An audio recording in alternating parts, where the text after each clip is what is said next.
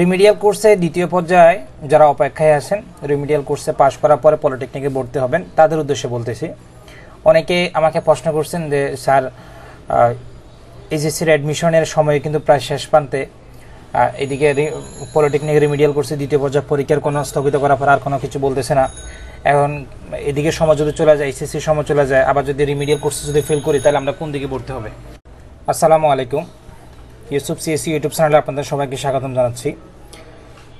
আজকের আলোচনা পর্ব হচ্ছে 2022 প্রবিধানের কোর্স ইনস্ট্রাকশন বিষয় নিয়ে, এবং যারা নতুন 2021-22 সেশনে ভর্তি হয়েছেন তাদের কোর্স স্ট্রাকচার বিষয়ে কিছু গুরুত্বপূর্ণ তথ্য, এগুলো নিয়ে আজকে আমরা আলোচনা করব। তো আলোচনা শুরু করার আগে বরাবরের মতন বলি, আপনি যদি আমার ইউটিউব চ্যানেলে নতুন হয়ে থাকেন, প্লিজ আমার ইউটিউব চ্যানেলটাকে সাবস্ক্রাইব করে রাখবেন। চলুন তাহলে আলোচনা শুরু করি।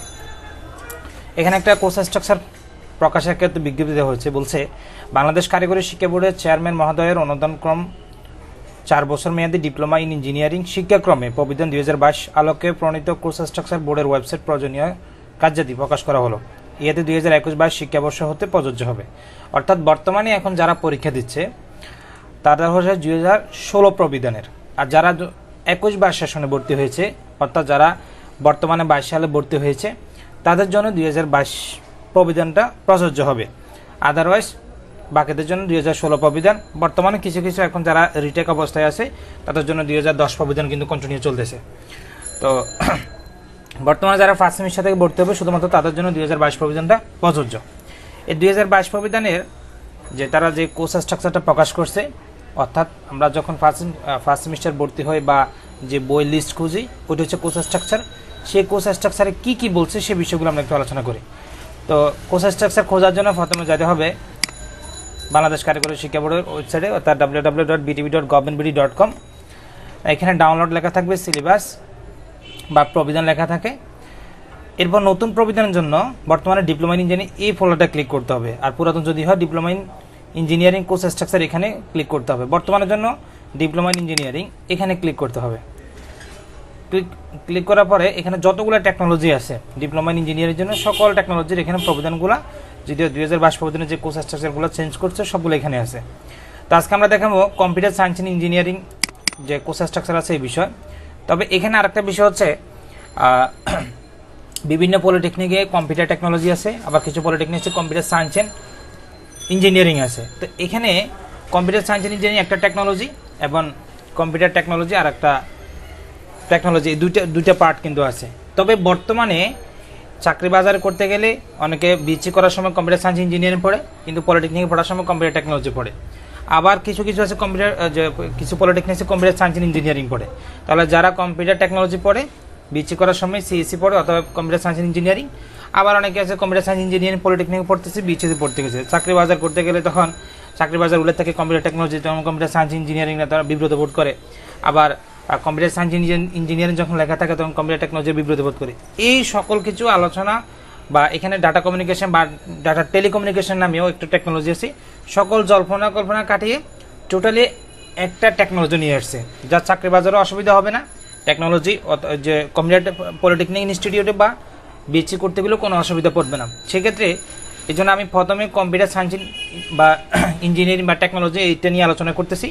তাহলে এখন বর্তমানে 2022 প্রবিধানে কোনো কম্পিউটার টেকনোলজি থাকবে না, শুরু হবে কম্পিউটার সায়েন্স এন্ড ইঞ্জিনিয়ারিং, এবং বিচ্ছিত হবে কম্পিউটার সায়েন্স এন্ড ইঞ্জিনিয়ারিং অর্থাৎ সিএসসি নিয়ে। তাহলে একটা টোটাল ডিপার্টমেন্ট থাকলো, আর কোনো অসুবিধা হবে না।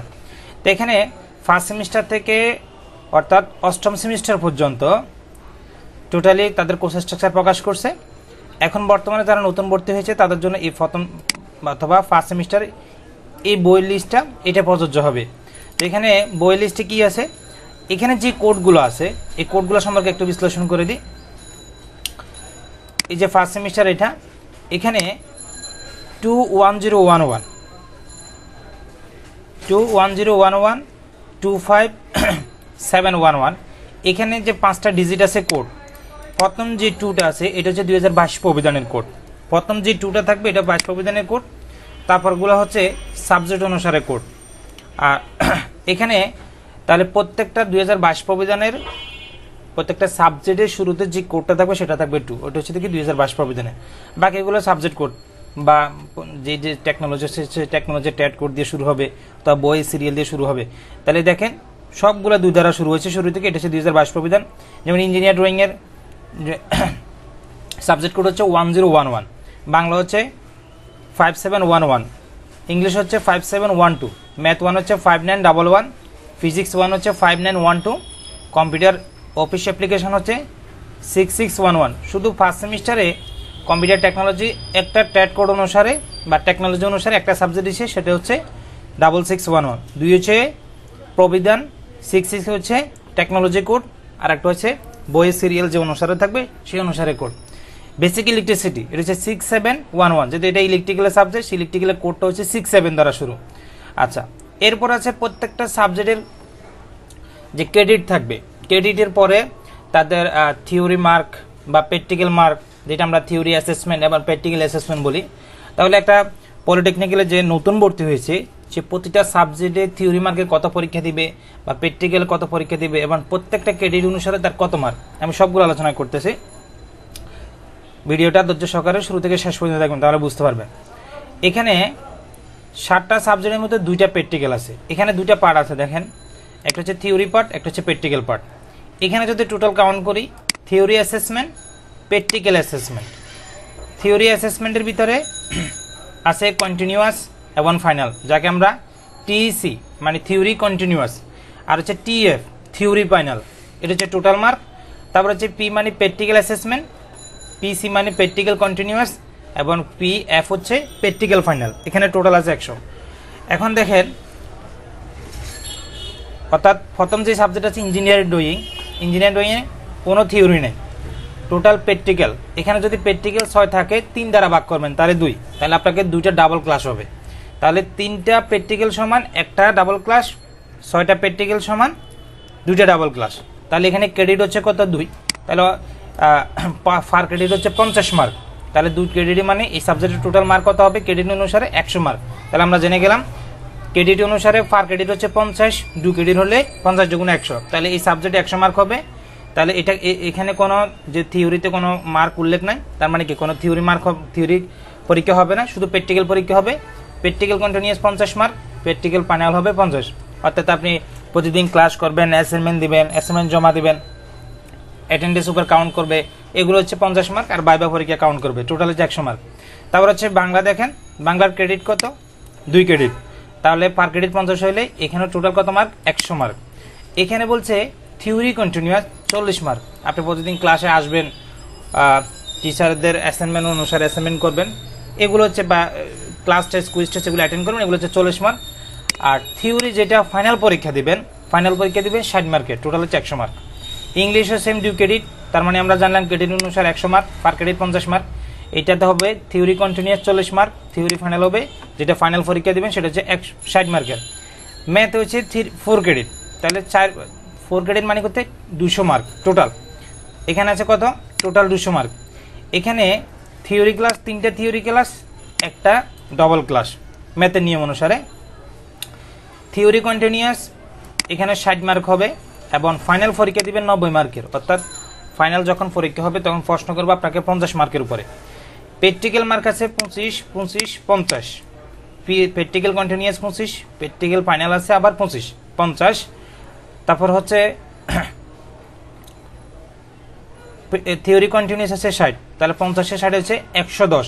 ফাইনাল পরীক্ষা হবে 90, তাহলে হবে 200। তাহলে আপনি পরীক্ষা দিবেন 90 মার্কের, টোটাল মার্ক 110 মার্ক থাকবে স্যারদের হাতে প্র্যাকটিক্যালি, টোটাল হচ্ছে 200 মার্ক।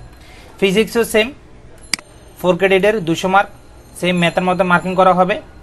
শুধু থিওরি ফাইনাল যেটা আছে এটা আপনি ফাইনাল পরীক্ষা অ্যাটেন্ড করবেন, এটাতে আপনার মার্কিং হবে। আর বাকিগুলো হবে ক্লাসের উপস্থিতি, class test, quiz test, mid exam এবং অ্যাসাইনমেন্ট, সম্পূর্ণ ভাইভা পরীক্ষা, এগুলোর উপরে থিওরি কন্টিনিউয়াস, প্র্যাকটিক্যাল কন্টিনিউয়াস এবং প্র্যাকটিক্যাল ফাইনাল এগুলো কাউন্ট করবে। কম্পিউটার অ্যাপ্লিকেশন দেখেন, এখানে কোনো থিওরি নেই, কোনো থিওরি পরীক্ষা হবে না, টোটালি প্র্যাকটিক্যাল পরীক্ষা হবে। এখানে 6 মানে 2টা ডাবল ক্লাস হবে, 3টা সমান 1টা ডাবল ক্লাস আর 3টা সমান 2টা ডাবল ক্লাস, তাহলে হবে 50, 50, 100। বেসিক ইলেকট্রিসিটি কি? বেসিক ইলেকট্রিসিটি 4 ক্রেডিটের, এখানে থিওরি কন্টিনিউয়াস হবে 60, ফাইনাল পরীক্ষা হবে 90 টোটাল হচ্ছে। আর প্র্যাকটিক্যাল কন্টিনিউয়াস 25 এবং প্র্যাকটিক্যাল ফাইনাল হচ্ছে 25, 50, টোটাল হচ্ছে 200 মার্কের। এখানে একটা জিনিস দেখেন, তাহলে আপনাকে টোটাল প্র্যাকটিক্যাল মার্ক কত দিচ্ছে আর থিওরি মার্ক কত দিচ্ছে।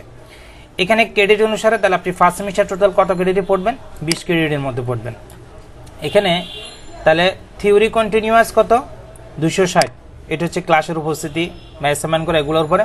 তাহলে আপনি শুধু ফাইনাল পরীক্ষা দিবেন 390 মার্কের। তাহলে একটা জিনিস মানে ক্লিয়ার হিসাব হচ্ছে টোটাল 1000 মার্ক, 1000 মার্কের ভিতরে আপনি থিওরি পরীক্ষা দিবেন 390, আর বাকি সব মার্কগুলো হবে আপনার প্র্যাকটিক্যাল। তাহলে এখানে টোটাল পিরিয়ড হচ্ছে দেখেন, থিওরি পিরিয়ডের রেশিও হচ্ছে 38.2%, আর প্র্যাকটিক্যালটা হচ্ছে, তাহলে প্র্যাকটিক্যালটা কত হচ্ছে 61.8%, তাহলে হিউজ পরিমাণ। তাহলে আপনাকে 2022 প্রবিধান অনুসারে যে সাবজেক্টগুলো আছে সেই সাবজেক্টে প্র্যাকটিক্যাল মার্কটা বেশি থাকবে, থিওরি মার্কটা কম থাকবে। থিওরিতে আপনি পড়বেন কিন্তু বেশি জোরদার দেবেন প্র্যাকটিক্যাল মার্কের উপরে, অর্থাৎ আপনার স্কিলটা ডেভেলপ করবেন। কারণ আপনি যে বোর্ডে ভর্তি হচ্ছেন সেই বোর্ডের শুরু নামটা হচ্ছে কারিগরি শিক্ষা বোর্ড। সেই কারিগরি শিক্ষা মানে আপনাকে হাতে কলমে যদি না জানেন, হাতে কলমে যদি চেষ্টা না করেন, তাহলে কিন্তু কোনোভাবে পসিবল না। আপনি ইঞ্জিনিয়ার হওয়ার স্বপ্ন দেখছেন, আপনার ভাইয়ের বা মা বাবার স্বপ্ন, আপনার ভাইয়ের স্বপ্ন, বা আপনাদের রিলেটিভের বা অন্যান্য যাদের সবারই স্বপ্ন আপনি ইঞ্জিনিয়ার পড়াশোনা করতেছেন। আপনি যদি থিওরি পড়বেন, থিওরিতে পাস করবেন, ভালো রেজাল্ট করবেন, কিন্তু না, আপনাকে মনোযোগী দিতে হবে, আপনাকে প্র্যাকটিক্যালে কাজকর্ম শিখতে হবে। প্র্যাকটিক্যালে যত ভালো কাজ শিখতে পারবেন তত আপনার লাইফটা সুন্দর হবে। থিওরিতে আপনি মিনিমাম টার্গেট রাখবেন 3 পয়েন্টের উপরে পাস করার পর একটা সার্টিফিকেট নেবেন, আর সবচেয়ে বেশি মানে মনোযোগী দেবেন প্র্যাকটিক্যালের উপর। আপনি প্রতিটা সাবজেক্টে যে সেমিস্টারে যে সাবজেক্টটা পড়ছেন অন্ততপক্ষে ওই সাবজেক্টের উপর কী আছে বেসিকটা অন্ততপক্ষে নলেজটা জানবেন, যে আমি এই সাবজেক্টে পড়ছি, এই সাবজেক্টে কী শিখতে পারলাম।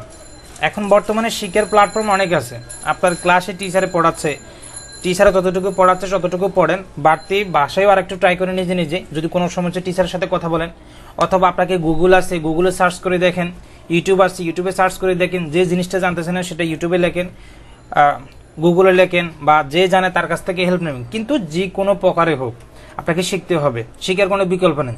আপনার জন্য শিখার আগ্রহটা থাকে তাহলে আপনার জন্য বাকি তথ্যটা কিন্তু অটোমেটিকলি চলে আসবে। কিন্তু শিখার আগ্রহটা যদি না থাকে কিন্তু কোনোভাবে, বা আপনার যে পড়াশোনা বা কারিগরি যে শিক্ষা বা হাতে কলমে যেটা শিখবেন সেটা কিন্তু আসবে না।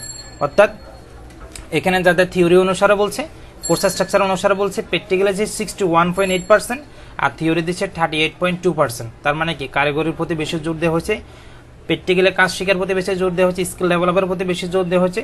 তাহলে আপনাকে যে বোর্ডে পড়তে হয়েছে সেই বোর্ডের নামে কিন্তু লেখা আছে কারিগরি, তাহলে হাতে কলমে ভালোভাবে শিখবেন, তাহলে কিন্তু ওভারঅল আপনার প্রত্যেকটা সেমিস্টার কিছু না কিছু শিখতে পারবেন। এবং অষ্টম ফর্মে যাওয়ার পরে আপনি আপনার প্রফেশনাল একটা ক্যারিয়ার বা প্রফেশনাল যেটা আছে আপনি ইন্টার্নিং করবেন, যে কোন বিষয়ের উপর যাবেন।